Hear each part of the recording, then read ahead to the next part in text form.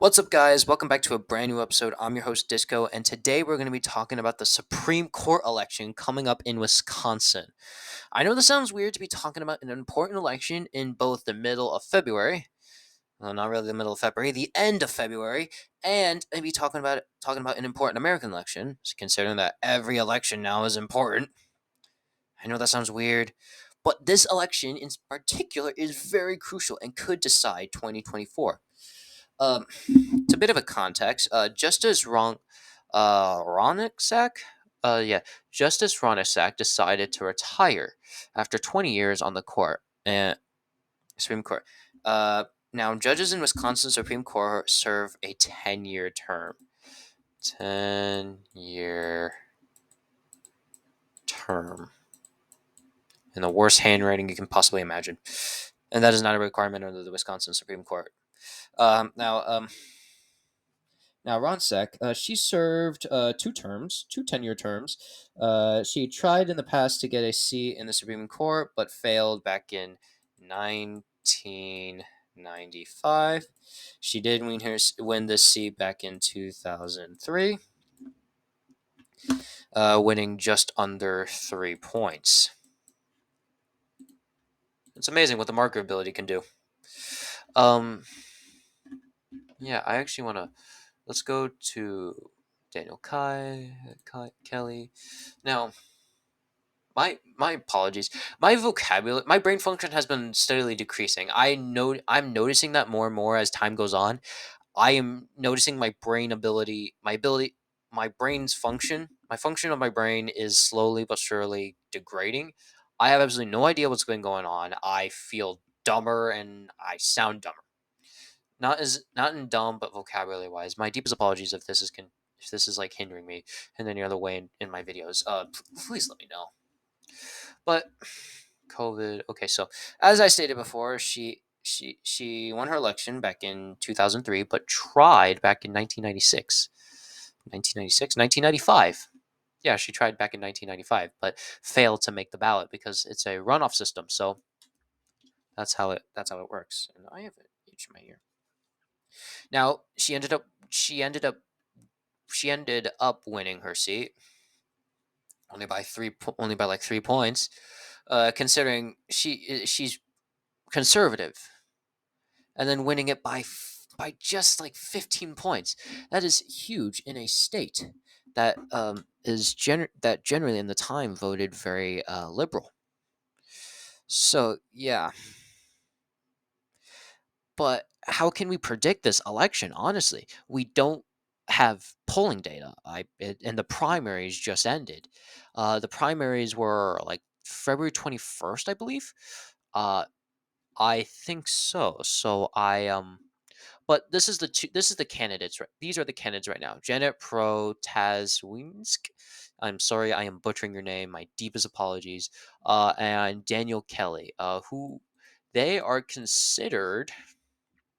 I think Daniel Kelly is the only one that's considered by our standards. Yeah, he's considered a conservative, and Janet Protasiewicz. Taskwinsk. I'm butchering your name. My deepest apologies. My God, facepalm moment. Facepalm moment. I give myself unhappy face for these for pronouncing the names. But yeah, but the retiring justice Rongsak is a conservative. It's currently a 4-3 majority right now, conservative majority. There can be a 4-3 liberal majority if Democrats, well, it's a nonpartisan ballot. If liberals flip it now, but we do have some recent data for this type of race. I'm going to return to the 2020. Yeah, 2020. I'm going to refer back to 2020, where the incumbent conservative Justice Kelly lost re-election to liberal Carlos. Carlos. I'm butchering that. God. Where's federal offices? This is federal offices. This is, oh yeah, Biden did horrible. State offices. Here it is. Judicial. Here it is. Yeah. Yeah, Jill Cost. Wait, this is Daniel Kelly's. This is his second attempt at this seat. Hold on, hold on. Daniel Kelly is going. Is This changes everything. I just realized this. Daniel Kelly is running for this seat again. This changes everything. This changes how we see things as well, because if Daniel Kelly has lost to an election that he's already tried running, then he's more likely to lose. It's not like something like DeWine in Ohio where he held a Senate seat, then lost his Senate seat against a Democrat, and then won the Ohio's governor seat twice. It's not like that. But as you can see, this is he did lose. This did take place during the pandemic and in the midst of the worst parts of the pandemic. This was during the spring break part, and this was during lockdown. So these results could have had an impact, but well, what's weird is that it was around 11 points, and we can obviously see what's going on there. 2023. I think there was another election back in 2021. I could have sworn there was another 2021 election superintendent. This was a public superintendent. Not the one I was thinking of. But but we can use the midterm election as a result, as a as like a show. Okay, so what did Democrats win in the 2022 midterm elections? Well, uh, they lost the Republicans did win the Senate, and they won the Senate. They won somewhat the House. They gained a majority and they gained a seat narrowly.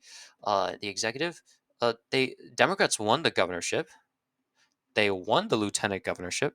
They won the attorney general, and they also won the secretary of state. The treasury went to Republicans.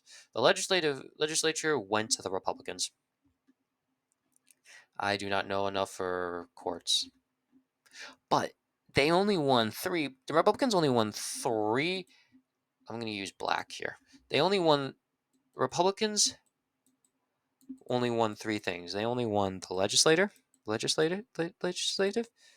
branch. They won the Senate seat in the worst handwriting. They won state treasurer. I'm just going to put treasurer.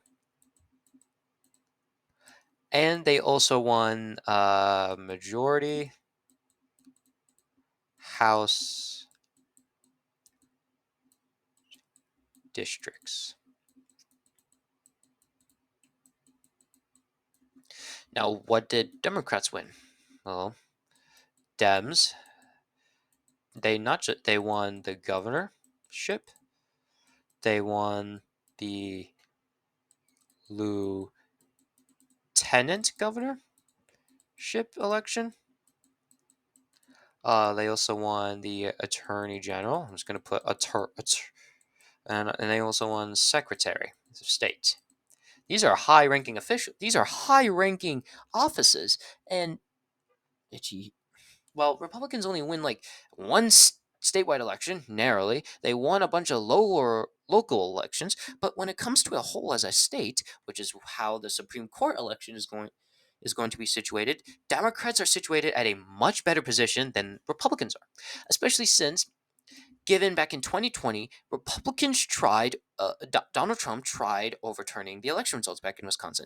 And thanks to one conservative justice who sided with the liberals, the democracy was saved by one justice. Imagine if they got another justice in there. Now, luckily, it's not the moderate, but still, getting more conservative, more. The conservative is not the right word. Getting more harder line, fiscal, MAGA justices is dangerous because you be having a situation like in 2020 where thanks to local Republicans that weren't buying the election results, buying the who weren't buying Trump's fraudulent ideas, they took they did their part and didn't sign off with Trump on the election license. Instead, they voted for democracy. if the court is switched with someone that could be that is law abiding, and one that isn't, that doesn't believe that the 2020 election was stolen, well, that shows a sign for America that it's moving away from this election lie nonsense. So, as I stated, so it appears Democrats can win this important statewide election. They are at a very good position right now. Cash on hand, advertising, endorsements. Jennifer Dow. Let's see. Yeah, there's nothing big going on right now. There's just like the endorsements right now. No big endorsements right now.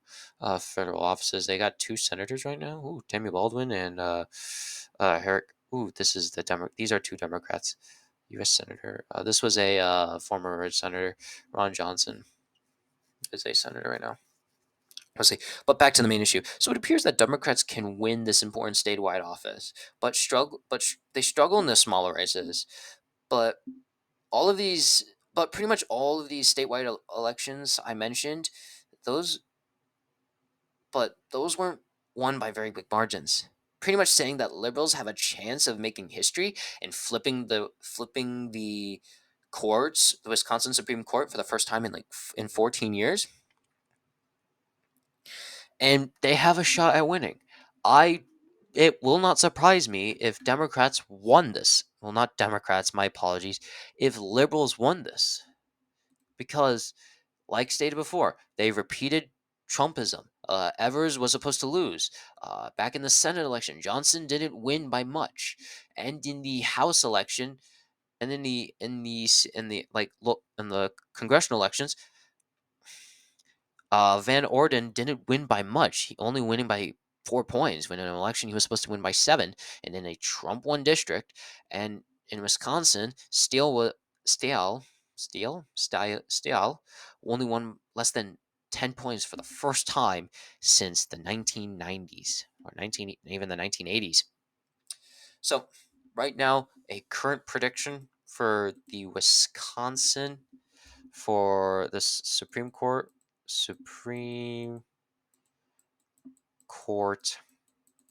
seat. Right now, I have it as a lean liberal. They're most likely going to win this, and only time will tell whether if they're actually going to win it. And with polling data, along with advertising, how much dark money is involved, that will all play a huge fact. That will all play. All those will play factors in this election. Only time will tell. So thank you all so much for watching. Please hit that like and subscribe button. Please comment down below if you had anything to have any inquiries or have any question. Like that's the same thing. Any inquiries or anything you'd like to say, please let me know. Please look back at my other videos if you want to take a look at those. I'll see you guys next time. See you guys. Have a good one.